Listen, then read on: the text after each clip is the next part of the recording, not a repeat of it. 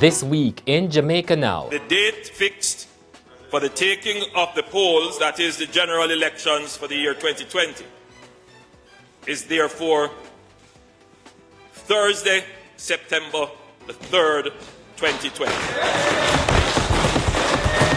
Jamaica heading to the polls in a matter of weeks. Yo, bunting out and stunting, Kyle them tick like dumpling. Gauging the political temperature, PNP and JLP begin the air war. Hear me no flight green.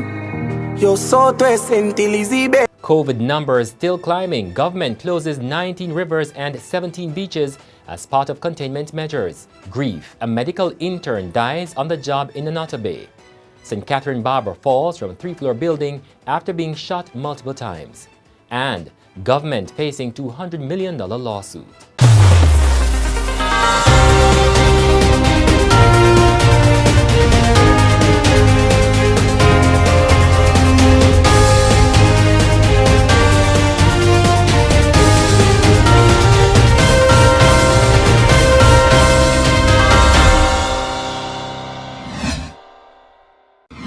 I'm Damian Mitchell, and this is Jamaica Now. Tuesday, the 18th day of August 2020, is appointed as nomination day. The date fixed for the taking of the polls, that is the general elections for the year 2020, is therefore Thursday, September the 3rd, 2020. That's Prime Minister Andrew Holness in the Parliament on Tuesday announcing that Jamaicans will be heading to the polls in a general election in a matter of weeks. It's the 18th general election since universal adult suffrage in 1944, and the JLP will be going for a 9th win. Days before the announcement, Jamaica Labour Party leader Andrew Holness was in Western Jamaica sporting his Clark's desert boots, the footwear that has become known as his election shoes. It was a similar attire on Tuesday when the Prime Minister arrived at the Parliament for the election announcement. In the meantime, the People's National Party says it has put in the work and is ready for the election. People's National Party are prepared to rescue Jamaica. To rescue Jamaica from a declining economy that is leaving the majority of the people and the poorest people behind. Meanwhile, the Jamaica Progressive Party, the JPP, took issue with being excluded from planned talks between the JLP and the PNP to discuss campaign issues. General Secretary for the JPP, Robert Rainford, released a statement calling the exclusion an affront to the electoral process. Rainford has called for the political ombudsman, Donna Parchment Brown, to intervene. The JPP is one of 4 political parties to contest the September 3 polls. And the party has also been attracting much attention since the release of its manifesto. Among the promises is to clear Jamaica's national debt within 90 days of becoming government. It also says it will hold a parliamentary vote to make Jamaica a kingdom and that it would remove income tax. The JPP is also promising the death penalty for pedophiles and rapists. Jamaica's coronavirus tally continues to increase, passing the 1,000 mark this week. The number of active cases now also at 250. Meanwhile, the government this week reimposed several measures to contain the spread of the virus.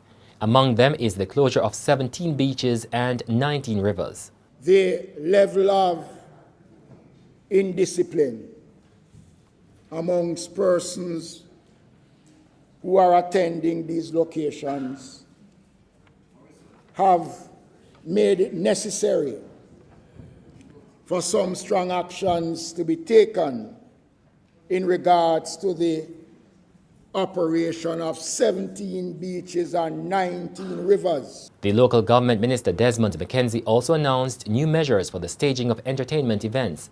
Promoters must apply for a permit 15 days before the event and must display a copy of the permit at least 8 hours before the show. Now, only 230 people will be allowed in a venue, down from 280. Meanwhile, the Health Ministry has missed a second deadline to clear the backlog of COVID samples for testing. The government had promised to clear the more than 2,000 samples by the end of this week. Director of the National Laboratory Services, Dr. Michelle Hamilton, says there was a delay because the National Public Health Laboratory did not receive the reagents needed for testing. The situation is not, however, one of doom and gloom, because we have been assured and documents have been forwarded to us to indicate that we are in fact getting a large shipment of kits next week for the COBA 6800. And it is very good news indeed, because it means that we will have kits on hand to clear any samples remaining at the lab, as well as to deal with eventualities coming in from the field. There was grief in the medical fraternity this week after a medical intern died on the job in St. Mary on Wednesday evening. Yakeev Morris died while on duty at the Notta Bay Hospital. Regional Director for the Northeast Regional Health Authority, Dr. Patrick Wheatle, says the staff was left in shock as they continue to address the needs of patients. Morris was a block representative for Taylor Hall at the University of the West Indies, Mona. Condolences for his friends and families continue to pour in online. The government is facing a $220 million lawsuit filed on behalf of party promoter Andrew Wright, more popularly known as Andrew French. In the lawsuit, Wright, who has had his bank accounts frozen since May this year, said the restraint order was obtained for an improper purpose without any substantial foundation. The lawsuit was filed on Tuesday in the Supreme Court by Wright's lawyer Peter Champagny.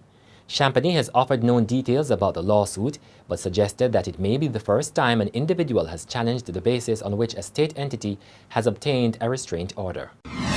A St. Catherine barber has died from injuries he sustained after being shot several times and falling from the third floor of a plaza in Port Henderson in the parish of St. Catherine on Sunday. Onlookers said the shooter was wearing a hoodie. After the shooting, he walked down the flight of stairs, crossed the Port Henderson main road, and escaped in a waiting motorcar.